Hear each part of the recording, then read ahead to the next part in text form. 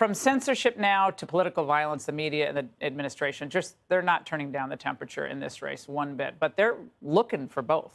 Oh, yeah. No, and they really aren't. And we've gotten this sort of strange thing where we have the pre-election election denying, which I think is a first. But the other thing that we have, and obviously, you know, politicians always sort of shade the truth and don't always speak honestly. But what is so alarming, what's so astounding about this is to listen to the Biden administration and to listen to these Democrats lie to people's faces and tell them what they know is going on in their own personal lives is not going on. It not only does it belittle those people, but it also completely destroys their credibility. And I agree with you. I think this is a great realignment, but I think it's even more than this. I think that what Joe Biden is doing to the Democrat Party right now and what Democrats are doing to that party right now is a generational damage that could take 10 years, could take decades for them to recover because nobody believes what they're saying anymore. That is an excellent point. Now, Ben, the big news today out of Pennsylvania was that the Fetterman campaign is now suing to have undated and misdated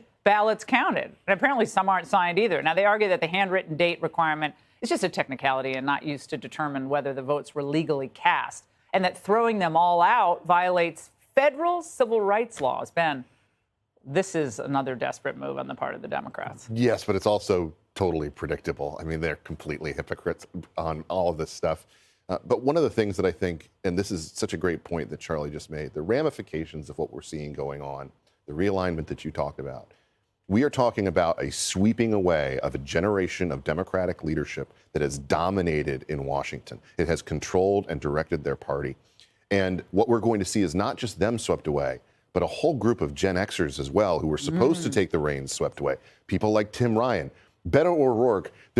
I went back and calculated over $200 million has been spent over the last 10 years on Beto O'Rourke, on trying to make Beto happen. He's not happening. Talk about white privilege.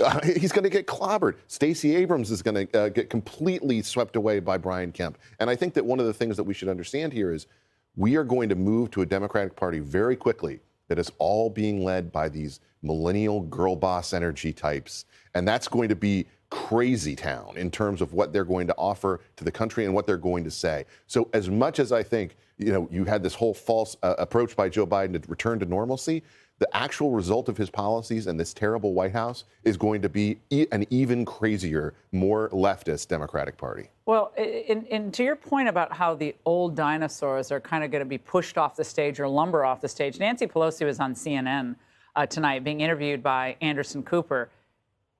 It seemed like she was, to me, her body language, aside from the fact she said she never spoke about the attack with her husband, which, you know, that was an interesting comment, but she seemed like she was on her way out, to me. I mean, not that she's just going to defeat it, but she was going to leave. That was my sense. Well, certainly the body language would suggest that. But the fact that they don't speak openly about it, and I get it, it's ahead of the election, so maybe it's sort of difficult. Yeah. But it goes to the heart of destroying that whatever credibility they have left. And and honestly, I really don't. You know, how are they going to respond to this election? Are they going to learn a lesson? Are they going to do? That's the big thing. No lessons will be learned. No lessons will be learned. They have convinced themselves we are having this moral stand-up thing in defense of democracy, and it's just a bunch of fascists and racists who are going to come beat them.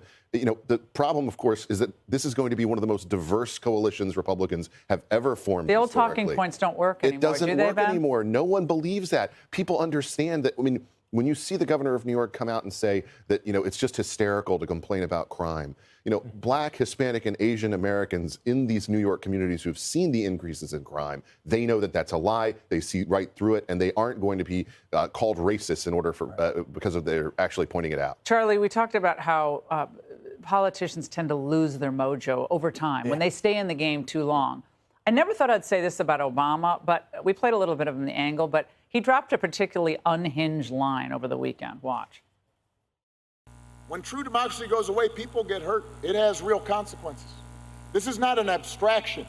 Dissidents start getting locked up. Reporters start getting locked up if they're not towing the party line.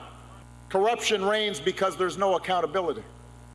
Charlie, he was successful to the extent he was because he was able to keep the far left at bay. He was for traditional marriage, all the old days of Obama. He kept them kind of a little bit at arm's length, but now it's like Katie bar the door. He's such a liar. And of course, Barack Obama never would have run on the campaign that Joe Biden has run. And he never would have won re-election, except that, his 2008 campaign was a brilliant campaign. It was hopeful, but from that moment on, it has been darkness and dishonesty from him. And listen, in that clip you played earlier where he's talking about, if we had the majority in 2014, they had a filibuster-proof majority for 2 years at the beginning of his term. If he wanted to fix immigration then, he could have done it. They could have done anything they wanted to, and they failed to do it. And they didn't want to do it. Right. They didn't want to do it. They wanted to keep the issue. And they wanted to take over a sixth of the economy because there was more money in it for him. But his whole, imagine if this had, it's it's like an old lounge act. It's like, imagine if I was still. He's an aging It was rocker. like Spinal Tap. Imagine if the stadium was still full and I wasn't playing like a circle in the round, theater in the round.